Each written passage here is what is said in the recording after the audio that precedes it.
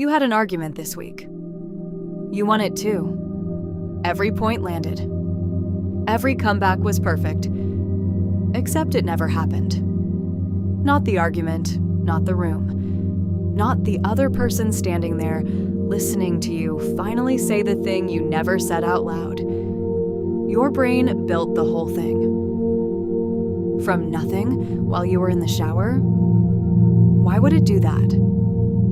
Think about the last time you rehearsed a conversation in your head before it happened. Maybe it was a text you hadn't sent yet. Maybe it was something you were about to say to your boss. You ran the scene, you heard their reply, you adjusted your line. None of it was real yet, but your brain treated it like a rehearsal for something that mattered. Here's where it gets strange.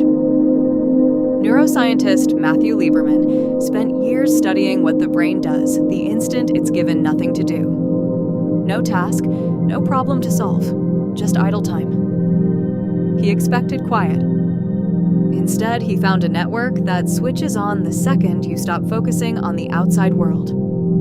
Scientists call it the default mode network. And Lieberman found something almost nobody expected inside it. It's built for people. The instant your brain has spare processing power, it doesn't rest. It starts modeling other minds. Predicting what someone might say, rehearsing how a conversation could go. Running a version of a person who isn't even in the room. Your brain, left alone for even a few seconds, starts building people out of thin air. So the argument you won in the shower wasn't a glitch, it was your default setting.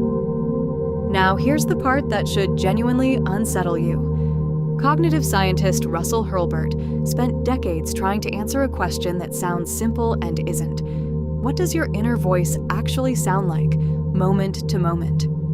He interrupted people randomly throughout their day and asked them to report exactly what had been running through their mind the instant before the interruption. What he found broke the assumption almost everyone walks around with.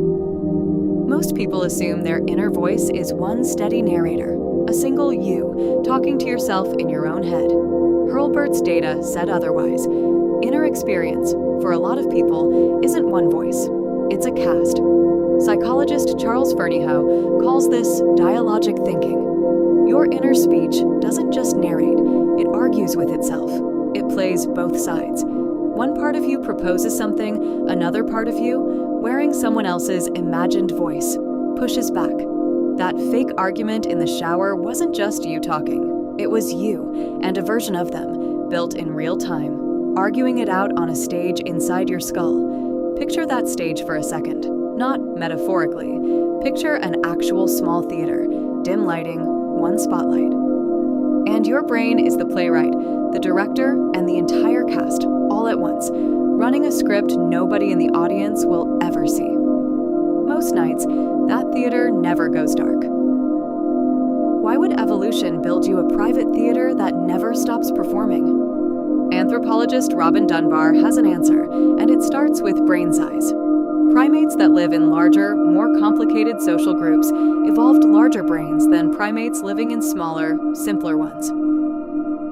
Not because bigger groups needed more memory for food or terrain. Because bigger groups needed more memory for people. Who owes who a favor? Who's allied with who? Who might turn on you if you say the wrong thing at the wrong meal? In a group like that, rehearsing a conversation before it happened wasn't wasted energy.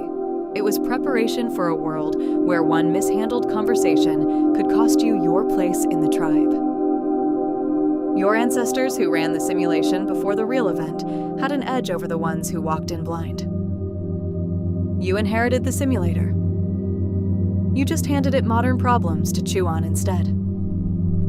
So that argument in the shower. It wasn't your brain torturing you for no reason. It was your brain trying to protect you from a version of tomorrow it hasn't fully modeled yet. Here's the sentence I want you to sit with. You don't replay conversations because you're stuck on the past. You replay them because your brain is trying to make sure the next one goes better than the last one did. That reframes almost everything about the version of you that lies awake, rehearsing what you'll say tomorrow. It's not anxiety with no purpose. It's a rehearsal with an audience of one, running lines for a performance that hasn't started yet. But rehearsals can go wrong too, because your brain doesn't just simulate the conversation. It simulates the other person's face, their tone, their reaction. And every one of those details is a guess, built entirely out of memory and assumption, not information. Which means the version of your boss you argued with in your head this morning might have almost nothing to do with the real one you'll actually talk to this afternoon. You didn't prepare for a conversation. You prepared for a character your own brain invented and cast in someone else's face. So next time you catch yourself mid-argument with someone who isn't there, don't just ask what you're rehearsing. Ask who wrote the other person's lines. Because it wasn't them, it was you. You had an argument this week, you won it too. But you were never actually talking to the person you thought you were. You were talking to the one your brain built for you. And you should probably ask yourself how many of your real relationships are still being shaped by conversations that never happened at all.